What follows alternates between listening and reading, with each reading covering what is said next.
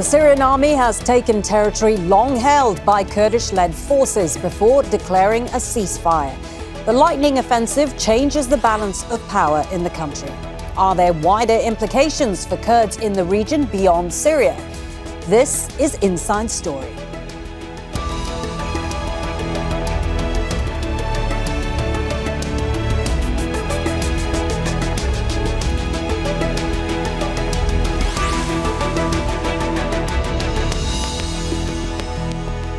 Hello, welcome to the programme. I'm Maleen, Saeed.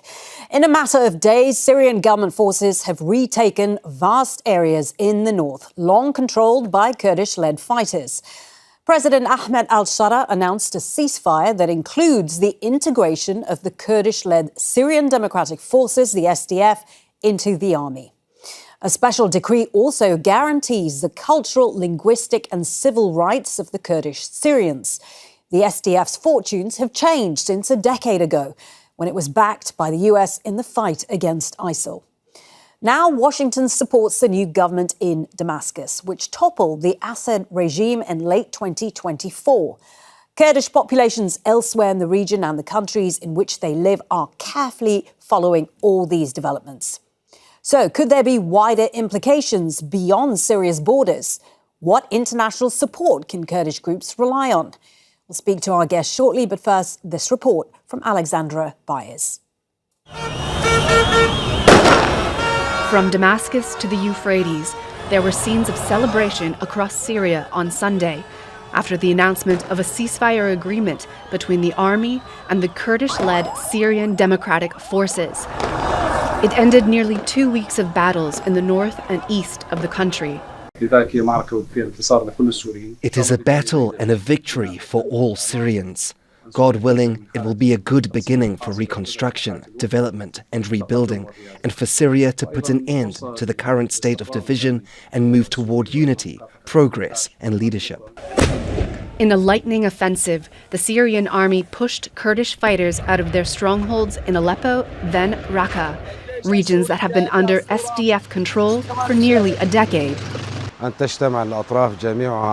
to look for a healthy place for our children, where education and culture become the foundation of their lives, and for them to put aside their language of weapons, artillery, and machine guns. Kurdish forces established their own administration during the civil war and partnered with the US in the battle against ISIL. But the end of the war in 2024 also brought a shifting of alliances. Washington was quick to embrace President Ahmed al-Sharaa and his new government. And it played a role in brokering this ceasefire agreement, which includes the integration of tens of thousands of SDF fighters into the army and the SDF handing control of oil and gas fields to the government in Damascus. But the agreement also has wider regional implications. The Kurds are one of the largest stateless populations in the world, with around 30 million spread across Syria, Turkey, Iraq, and Iran. Mostly Sunni Muslim, they have spent the last century fighting for recognition and an independent state. The Kurdistan Workers' Party, or PKK, had fought an insurgency against Turkey for 40 years before laying down their weapons last year. But its ties with the SDF remained strong, and Turkey was involved in negotiating this deal, under which Syria has pledged to expel any PKK fighters from its territory. Many Kurds remain anxious about the future. We must say that the Kurds have become victims of international agreements, and there's been international deception of the Kurds. On Friday, President Sharaa issued a decree formally recognizing and protecting Kurdish rights and says Syria is one homeland that embraces all its citizens.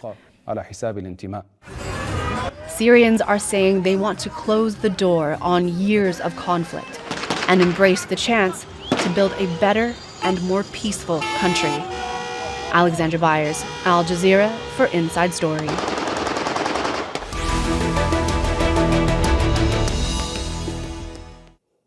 Let's bring in our guests. We've got David de Roches, a professor at the Thayer Marshall Institute. He joins us from Doha. We have Mohammed, Salih, a non-resident senior fellow at the Foreign Policy Research Institute. He joins us from Virginia. And Elijah Magnier, a military and political analyst who joins us from Brussels. A very warm welcome to you all. David, if I could start with you. Under the terms of this ceasefire, the Syrian army is set to take back Raqqa, Deir ez-Zor and Hasaka, including key border crossings and, crucially, oil and gas fields, which have long been held by the SDF. This is the biggest change in northern Syria in over a decade. How big a victory would you say this is for Damascus, and what message does it send to the Kurds who have long fought for autonomy in this region? Well, it's a huge victory for the Syrian government and for the concept of unitary government in Syria. I think that many of the Kurds who thought that they were going to eventually have a high degree of autonomy on a par with the Kurdish regional government in Iraq. I think that the challenge here was that the fight against Daesh was the fight against Daesh, and they provided most of the foot soldiers for that. But there wasn't really a long-term strategic vision for that. I think that what they were hoping for was, as in Iraq, over the course of, say, a decade or 2 decades of serving as sort of the Western force of choice against the Assad regime, they would gain sovereignty and be recognized as sovereign. But the Assad regime just fell too quickly. The other complicating factor, of course, is Turkey is really the most powerful outside country in Syria, and they were opposed to any degree of Kurdish sovereignty, which they saw as being a breeding ground for the PKK. So right. I think, and unfortunately, I want to come back, David. I want to come back to that point about sure. Turkey and also the Kurds in Iraq. But going back to this deal, there is talk of a Kurdish governor in Hasaka under the terms of this deal. Do you see that as a meaningful gesture, or is that mainly symbolic? Well, I think it'll have to be meaningful, or else you'll wind up with a Kurdish insurgency. I mean, the Damascus government is dealing with unrest, separatist unrest in Alawi areas in Latakia province and elsewhere, and with the Druze in the south. They don't need to have a problem in the Kurdish region, particularly given that the only major legitimate export is going to be the oil and gas. That's going to be their main source of foreign currency. So if they want to keep the province, Hasaka and then areas that adjoin it, if they want to keep that calm, there needs to be some degree, a substantial degree of local control. Otherwise, it's going to be a governance problem. So the question is how effective and how smart they are at recognizing and implementing their best interests.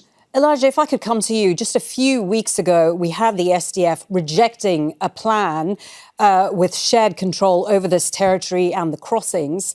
Now they're agreeing to full integration within the Syrian army. What's gone wrong here for the SDF and the Syrian Kurds?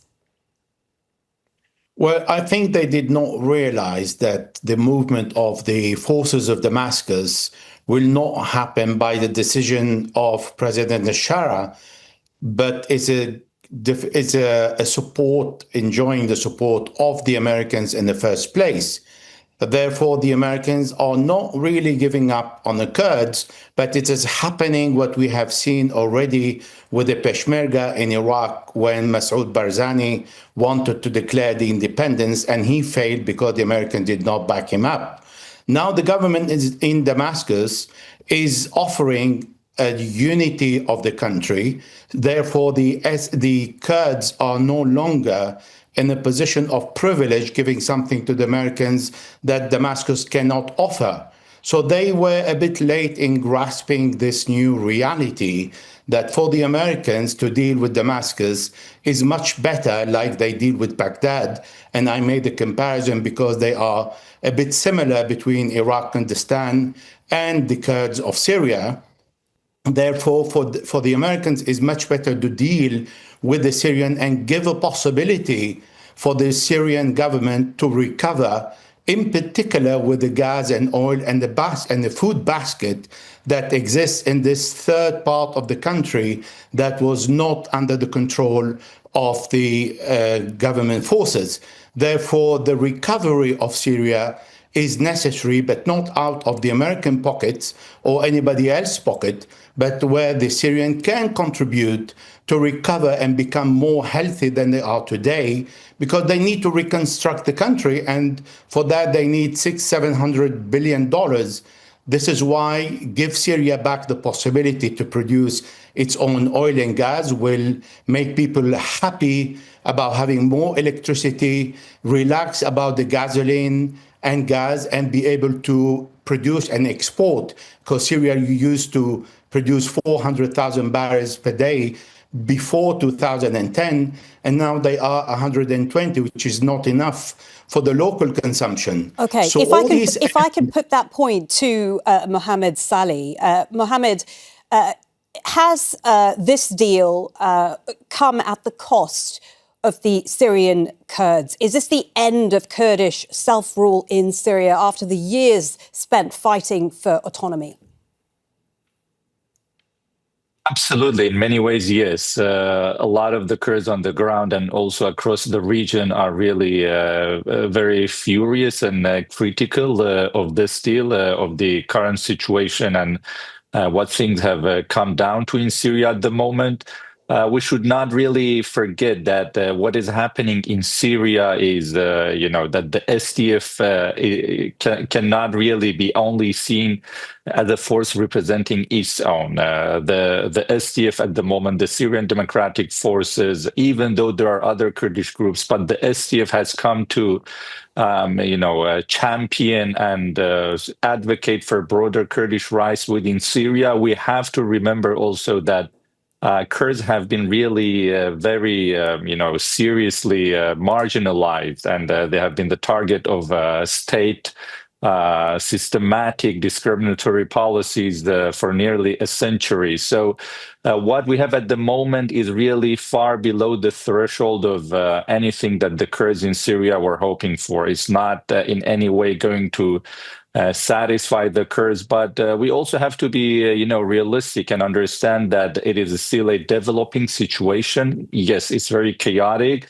and distressing in many ways, but we are not at the finish line yet. And so, with U.S. support in particular, if it is going to materialize, the Kurds might have some chance to hold onto their, area, the Kurdish majority areas, and enjoy some level of either, decentralized arrangement or at least, major participation in local administrative and security institutions in their areas. David, so Mohammed Salih is still banking on the United States support, but many Kurds would also say that they've been forgotten despite their years of support when it comes to fighting ISIS.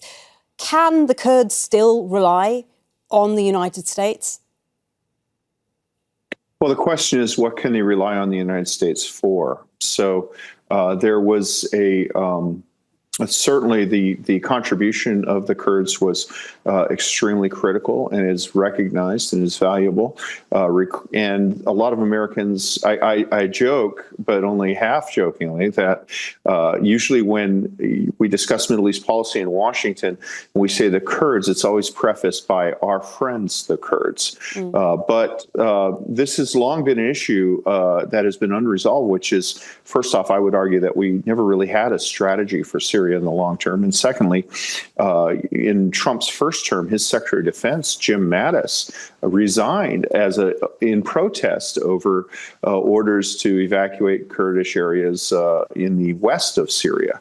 And at the time I said, okay, so what exactly are the borders of this Kurdish area that Americans are honored bound to defend and deliver? I don't think that that's ever been resolved.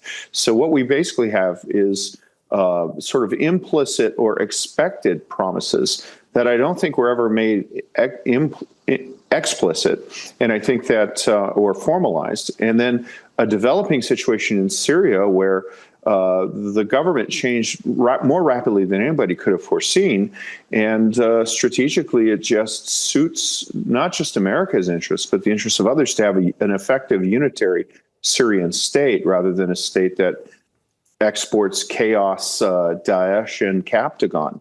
Unfortunately, the status of the Syrians of the Kurds remains unresolved, and I fear that it will be unresolved for some time. I think that it's quite possible that this agreement may be viewed by the Kurdish side as sort of an interim measure, and there's always the implementation of the details to follow.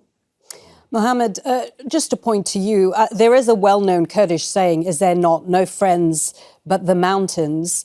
When Kurds look back at their long history with the United States, say we look at the 1991 Gulf War, where they were left vulnerable again by the United States, do many now look back and feel they should never have relied on Washington in the first place?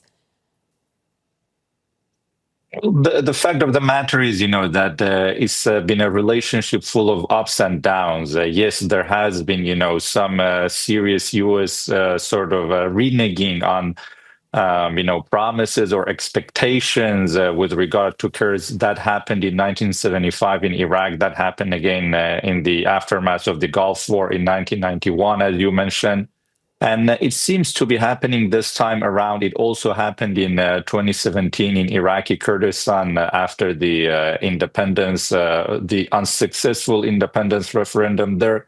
But the fact of the matter is that what is really, leading with every episode to some sort of Kurdish-American relationship is that the Kurds are in this major bind in the region, whereby, their identity and their political rights based on their ethnic distinction as a distinct ethnic group in the region are not being recognized for the most part by the states where they live, be that Syria, Turkey, Iran, and now to a far lesser extent, Iraq. So in order to get out of this predicament, the Kurds have to ally with outside Western powers who were the ones that put this region in place in the first place, that, the ones who drew the map of the region.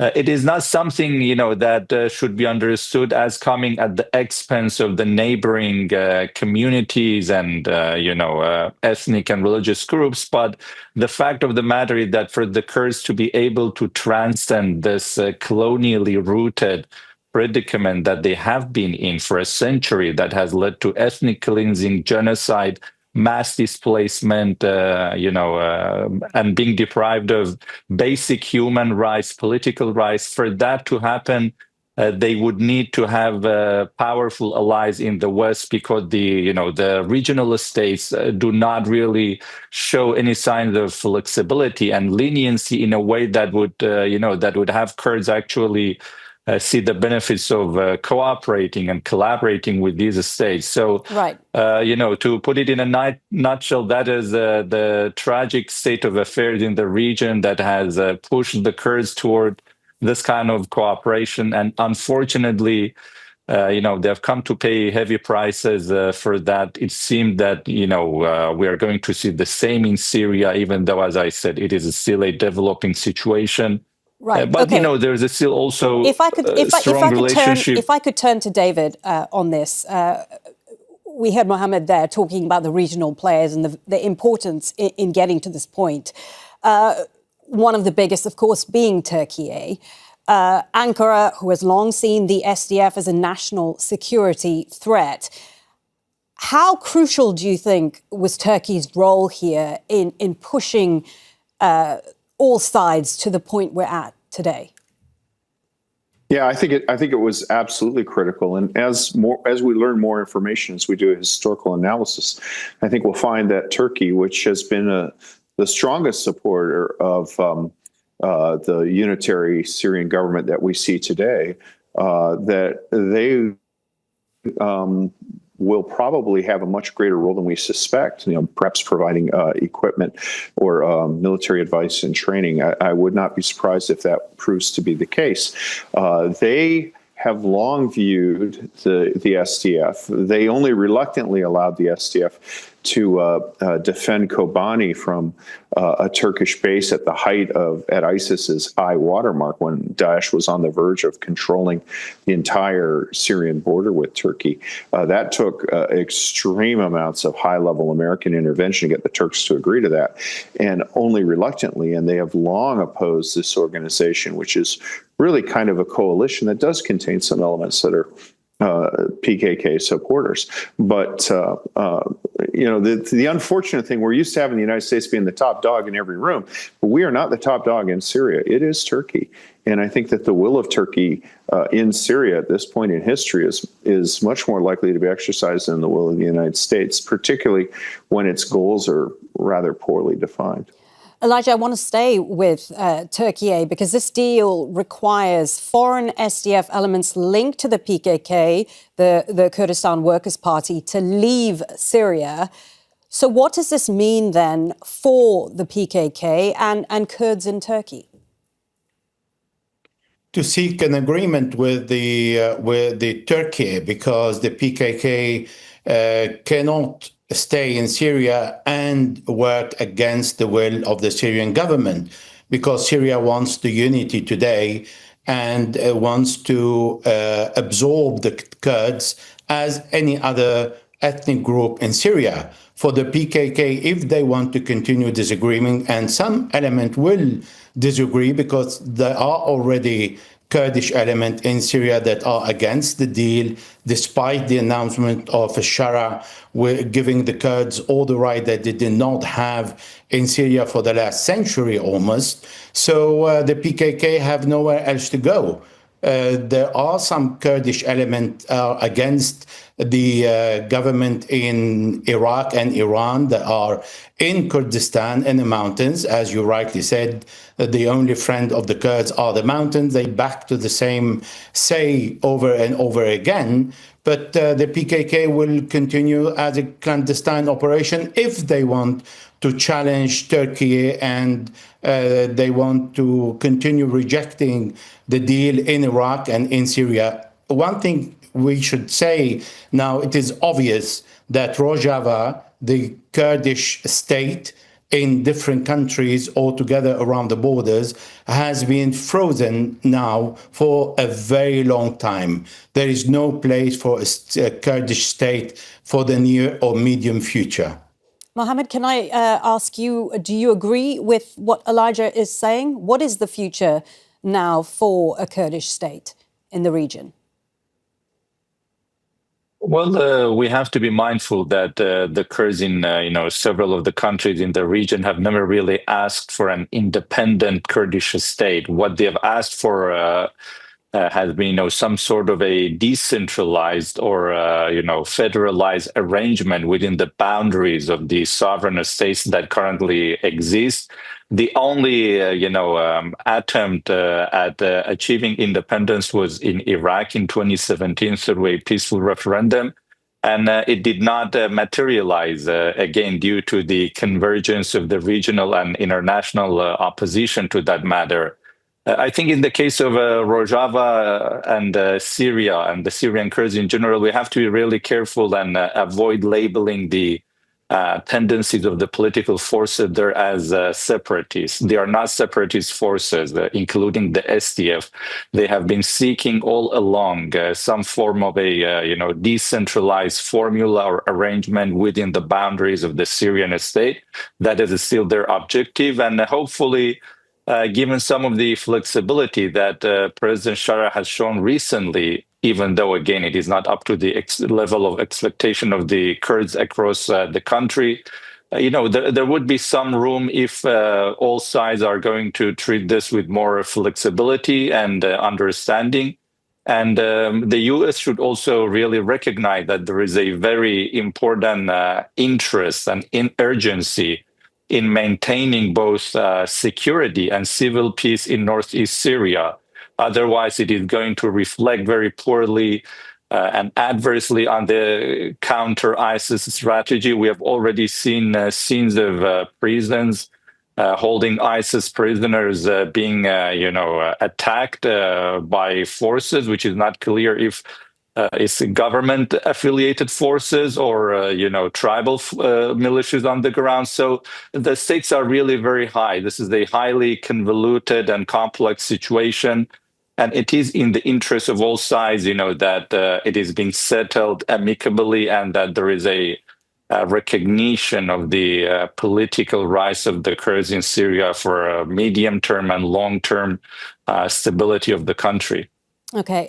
David, I think it's fair to say that Syrian Kurds once looked at the Iraqi Kurdistan model and where you have a recognized autonomous region within a federal state as sort of their role model. How do Kurds in Iraq view what's happened in Syria? Does this make them look stronger, or does it show that the situation is very fragile? Anything can change? What we have to recognize is that there's a broad diversity of views among Kurds and different organizations. And, a Kurdish friend of mine always says that, if you have 5 Kurds, you have 7 opinions. I wouldn't quite go that far, but I think to speak of a unified Kurdish view, other than general principles like respect for human rights and respect for the cultural identity, it gets very fractious very, very quickly, which is pretty common among mountain people, to be honest. A lot of times, if you go to, I was just in the American state of West Virginia, and one valley to the next are almost like different states. There's different issues here. So I think to speak of a unified Kurdish view, anything other than, of course, respect for human rights and respect for the culture and the language, beyond that, things fragment very quickly. I think that the main issue that affects how much autonomy will be the role of Turkey and how much remains within the SDF and its remnants in Hasaka government, whether or not there's a sanctuary for PKK. And if the PKK's influence is minimalized, then I think Turkey and the Damascus government will probably find a way to live with a Kurdish presence. But if the PKK finds a safe haven there, I think we're in for a rough run. Sadly, we are running out of time. If I could put a final point to you, Elijah, what does the future look like for Kurds across the Middle East when you see what happened in northern Syria over the last few weeks? Do they see this as defeat? Do they see this as they've got to adapt to the changing situation? Or does this force a complete rethink of their struggle for independence? Well, the Kurds have struggled all their life since they existed in the region. Therefore, this is not something new for them. They have a very skillful adaptability to anything that comes up new in the Middle East. So they had to face the government that was not recognizing them during Bashar al-Assad, and then they had to face ISIS, and then they hosted the Americans, and now they need to cohabit with the Syrian government. They've done very well in Iraq. With Masoud Barzani adapting to Baghdad and having some kind of independency. And now they will adapt like they have done in Iraq, they will do in Syria, and they will accept to give concession and not live as they have done in the last decade. Now they have an authority that they need to live with, and they need to share with what there is in that part of Syria, which is very rich, and they will manage. Fascinating to talk to all of you. Thank you to all our guests, David de Roches, Mohammed, Salih and Elijah Magnier. Thank you too for watching. You can see the programme anytime by visiting our website, aljazeera.com. And for further discussion, go to our Facebook page. That's facebook.com/AJ Inside Story. You can also join the conversation on X. Our handle is AJ Inside Story. From me, Maleen, Saeed and the whole team here, bye for now.